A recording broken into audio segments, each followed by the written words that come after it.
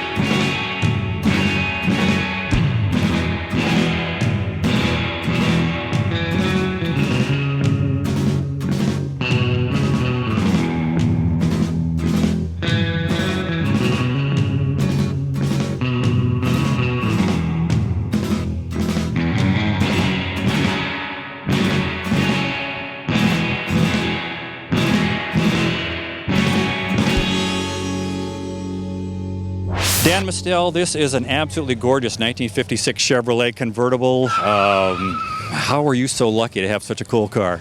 Well, actually, I got it from a guy back east in upstate New York.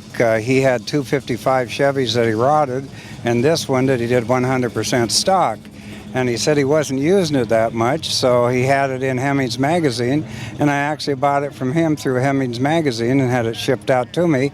And I got to admit, I couldn't have been happier for buying it sight unseen. I was ecstatic. So this wasn't one of the scary stories where this rust bucket shows up at your door? No, it wasn't. It actually was far better than my expectations, and I was very happy, very happy. Try 5 Chevs, 55, 56, 57 Chevrolets. Everybody's crazy about them. I don't want the viewers to hear this, so I'm going to kind of say this under my breath, but I like 56s the best. I think they're the best looking body style. It's my favorite also, and actually my first car in high school was a 56 Chevy hardtop. This has a Continental kit on it. Does that affect your driving at all? No, she's actually equipped very well. She has a 265 V8. She has power steering, power brakes, power windows. She came with the spotlight and the dual antennas from the factory. This appears to be bone stock with the accessories like you point out, but I don't see, you don't have a set of mag wheels on it, or I'm assuming everything under the hood is pretty stock? Yeah, if you'd like to see, I could show you.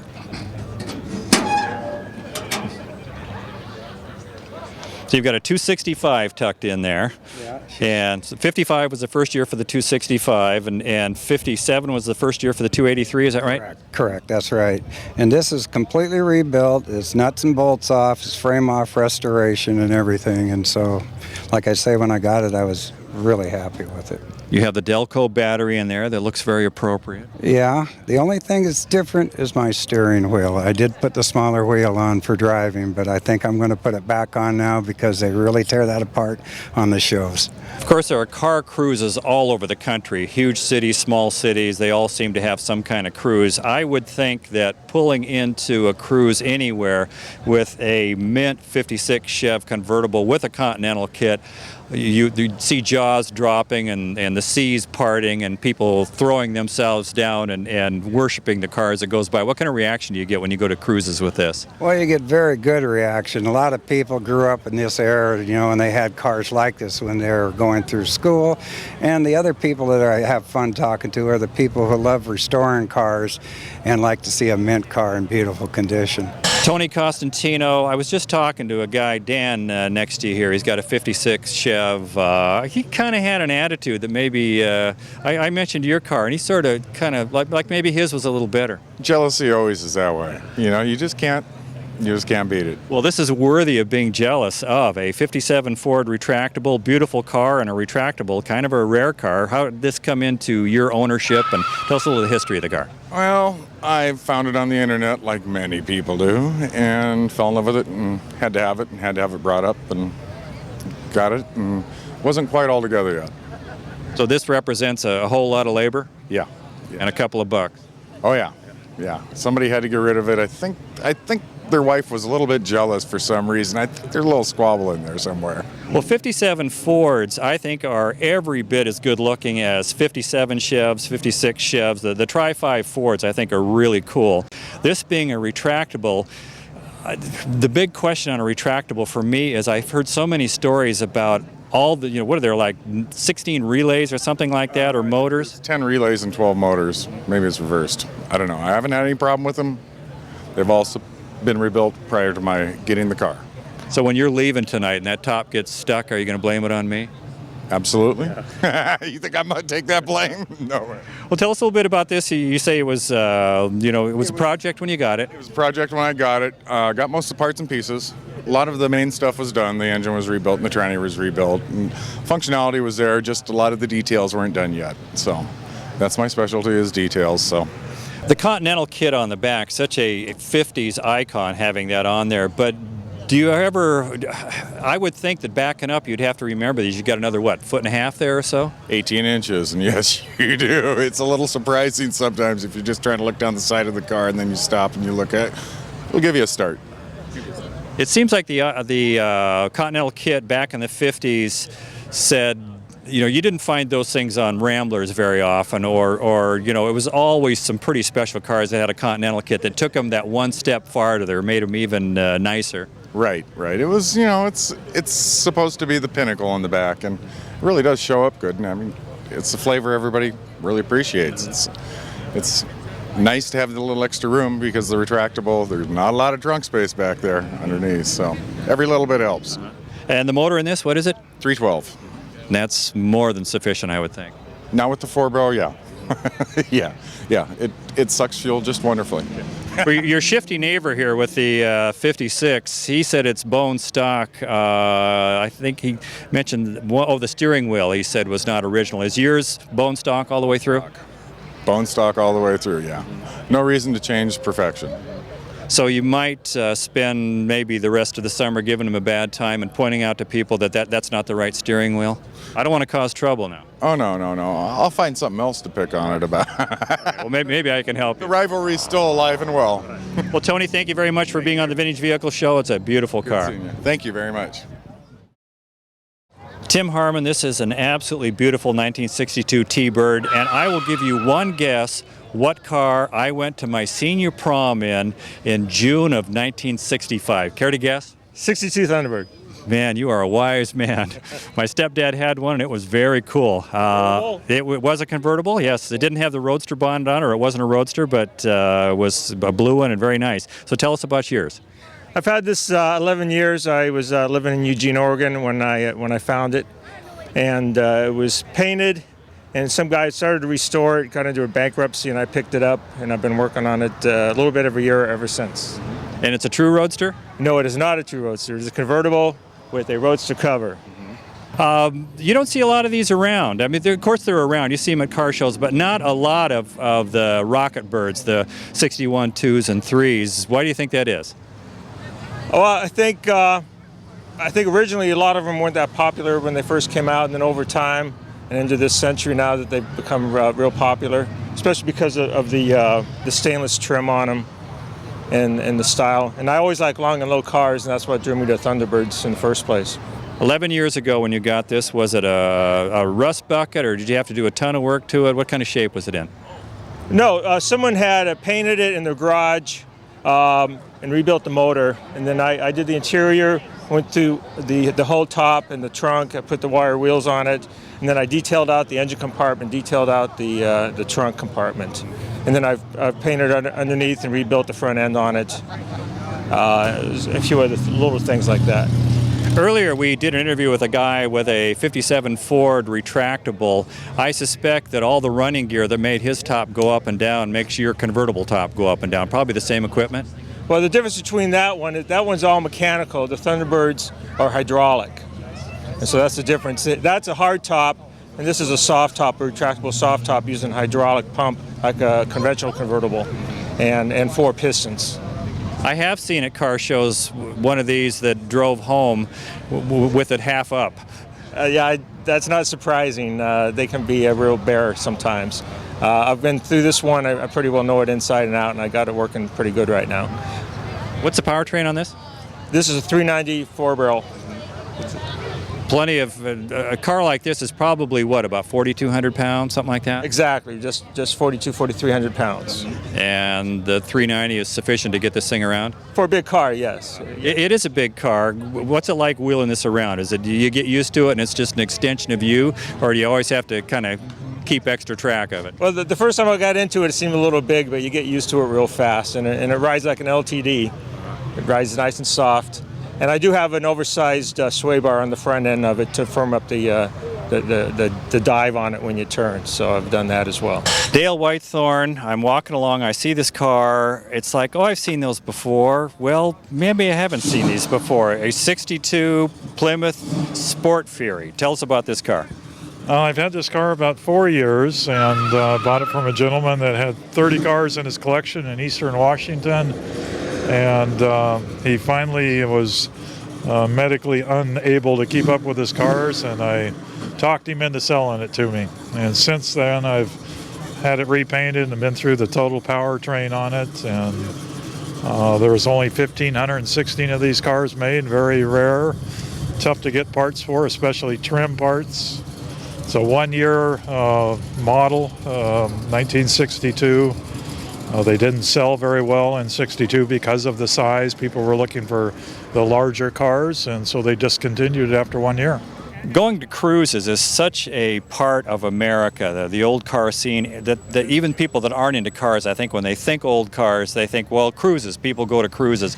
Here in Lynnwood, Washington on a Friday, beautiful Friday night, nice and warm, lots of cars here. When you show up at a cruise in this car, are you or are you the 16-year-old you? I think I'm the 16-year-old.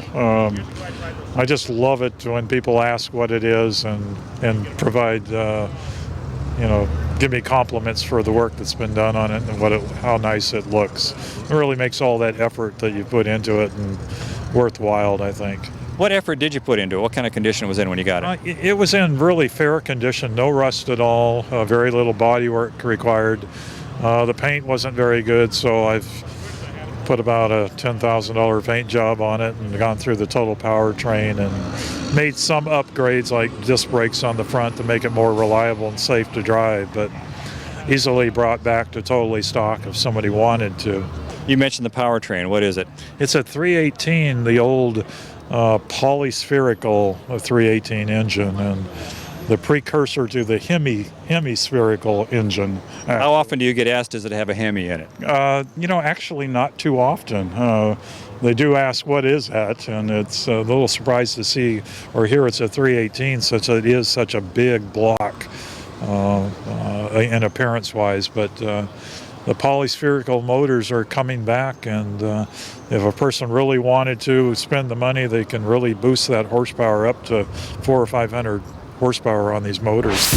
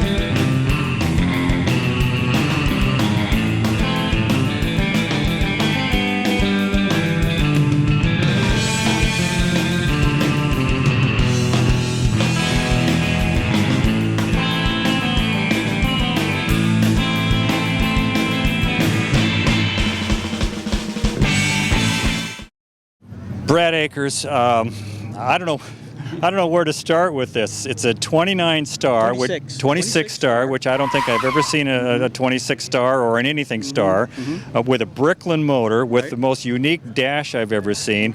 What the heck is going on here?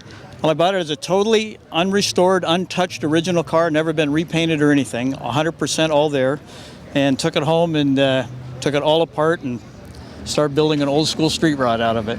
It took the whole drivetrain as a 75 Bricklin with 23,000 miles. How did that happen? How did you end up with Bricklin running gear? My brother bought the car. It was a total, and 351 Ford and Ford tranny and a Javelin rear end, and he bought it as a total and wanted to put a 302 in it, and so I got the whole drivetrain out of it. And then the front suspension, I built the quarter elliptic springs out of a Conoline springs and bought a 5-inch dropped axle, built all my own suspension front and rear, and just kind of built the cars, piece by piece. And the headlight bucket for a dash, where did that come from? I was at the swap meet and just seen a bucket sitting there. I figured I could use that for something, so I bought it for $5 and brought it home and figured I could make a dash out of it. I thought the floating look of a dash would look different, I'm making an assumption here that perhaps isn't true, but this looks like you've got a lot of hands-on here. You're doing a lot of the work yourself, if not all the work. You're using what's handy and $5 pieces. Right. You have a pretty cool ride for not that much comparatively to some of the cars that are here, I would guess, or am I all wrong? Yeah, it's I've got $9,000 in it. That's what I got it all done, and so I just bought parts, scrounged. It was about 10 hours of looking to every hour of work, just trying to figure out what to do with it because I couldn't buy anything original with it, so I just had to make use what I had and make stuff, and painted it with a brush, Rust-Oleum from Home Depot, just built, just kind of made it look like old school, like it would have been years ago. If you can put something like this together for anything less than $20,000, you've done a miracle. Yeah. I was surprised it was that much actually, because it just added up over the 4 years I worked on it. But it just turned out to be just what I was looking for. I built a little model when I first got it, and that's what it was. It just turned out to be exactly what I envisioned. Nobody has seen a star. I would think that when you go to any show anywhere, you draw quite a crowd and people are trying to figure out what the heck this is. Yeah, most people don't know what it is. Most people have never seen one. I've been asked if it's a kit car or whatever. They just have no clue because they've never heard of them. They quit making them in 28. So it's just very different. And that's kind of cool. That's what I wanted, was something that was really different, and it ended up being that way. So you're in Lynnwood, Washington at the Friday night cruise. Beautiful summer day, great group of cars here, great group of people. What do you think about the whole cruise thing? Oh, I love it. I love being able to come out and just putt around in the car and enjoy talking to the people and just sharing interesting things of each person's done with their car. It's really what I enjoy doing. So it's fun. Well, about 45 years ago, I was at Frisco Freeze in Tacoma, Washington, 7 days a week. I swear I was there every day. Here I am all these years later, and I'm still going to, everybody got a little bit older, but we're all enjoying it. What's the problem with us? How come we still like doing this? I don't know. My dad was a mechanic, and I grew up in an automotive family, and I went into body work and stuff when I was 15, 16, started working on them, and it's been ever since. Over 40 years in auto body, and just loving old cars. So it's a great obsession to have. Yeah, I can't get rid of it, unfortunately. Yeah, it's been really a lot of fun, though. Well, don't get rid of the passion and don't get rid of your 26 star. 26, yeah. All right, Brad, this is a very cool car. Thank you very much. Thank you very much. What a great time we've had here in Lynnwood, Washington at the great Friday night cruise they have here. If you enjoy this kind of thing, then check out your area and perhaps you'll find a cruise that's held on Friday night or Saturday night or any other night of the week. They are so much fun, a lot of great people, a lot of great memories here that are memories, or you can make some new ones. In the meantime, thanks for watching the show and we'll see you again next week. Till then, bye-bye.